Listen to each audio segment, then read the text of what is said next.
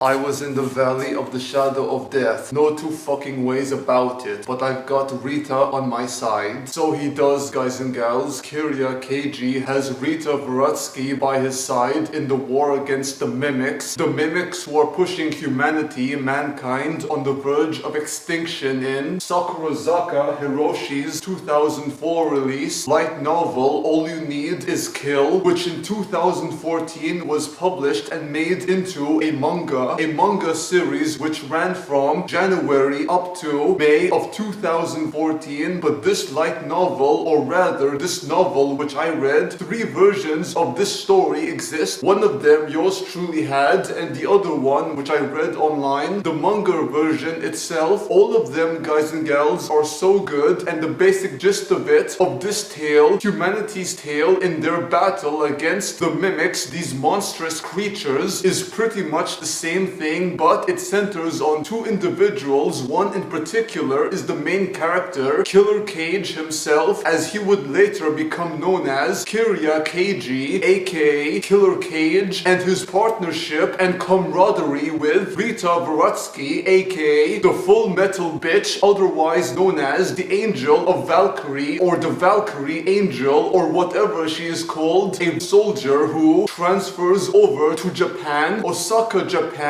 or Tokyo, Japan, I'm not sure, but Rita and Keiji would cross paths with each other, a rookie soldier in Keiji and a veteran soldier, a potential hero of humanity, Rita Vrataski, but that has yet to be seen, because this story, guys and gals, All You Need Is Kill, is not just about good versus evil or humanity versus these monsters, but it's about the strong versus the weak, life and death, as well as the theme of Alpha and Omega, the strongest and the weakest, and who is truly considered the Alpha and the Omega, and the journey to becoming the strongest, the Alpha of your squad or your team. In this case, that journey belongs to Kiriya Keiji, the rookie who would soon become known as Kiriya Keiji, a young man who at one point in the beginning actually was so scared of dying multiple times. Trust me, guys and gals, he goes through a constant loop, a time loop, in which he's trying to figure out how is this happening to him. Every time he dies, which goes beyond 100 times and more, Kiriya Keiji learns to become stronger and survives as long as he can to figure out how exactly this time loop is happening and becoming even stronger in the process. But in the end, he becomes dead inside. He becomes so docile. His humanity is slowly stripped of him, because when you experience death as much as he has, and when you see his friends and comrades die as many times as they have, you become so dead or docile or hollow within right here. Your heart, your essence, what defines you as a person, a human being, he becomes that monster, a monster who is much more dangerous than the mimics he faces in battle, and kills as many of them as he can. And this tale, guys and gals, All You Need Is Kill, is what would inspire Attack on Titan, the Attack on Titan series. It's so damn similar and so damn identical in certain areas, especially one line, one panel in which the main character, Kiriya Keiji, has sworn to take out every single mimics and to save humanity, regardless if he loses his own humanity in the process, akin to Eren Yeager. But unlike Eren Yeager, I do have sympathy and can relate to Kiriya Keiji, because Eren Yeager, he talks a big game and he yells so many times in the same way Guts does. Guts from Berserk, Miura Kantaro's manga, Berserku or Berserk, but unlike Guts, he knows when to shut up and act, similar to Kiriya Keiji, who uses his head and instincts as well as reflexes and knowledge in battle, knowledge of which he attains from his sergeant, his commanding officer, Sergeant Bartolome Farrell. Farrell, guys and gals, he instructs him about how to become stronger through repetition and how to survive in order to become even stronger and learn from your mistakes, trial and error. Basically, this, guys and gals, is very similar to a video game in which you make a mistake and get back up, hence the trial and error concept and becoming stronger, very much the way you see in RPG games like Dark Souls or the Final Fantasy series. But this, guys and gals, is not a game. This is reality, as Kiriya Keiji would soon learn. Life, guys and gals, is not a fucking video game. In this case, you die, and when you die, you stay fucking dead. But if you can survive, learn from your mistakes, and become even stronger, that's exactly what he does, Kiriya Keiji, and it's so convenient for him considering how many times he dies and becomes stronger through trial and error and repetition and learning from his mistakes and learning how to improve his gear, the suit he wears alongside his fellow soldiers and brothers, which includes Yunabro Jin, Sergeant Farrell, and of course Rita Vrataski, his sister and comrade in battle. Rita Vrataski, very much like him, Kiriya Keiji has these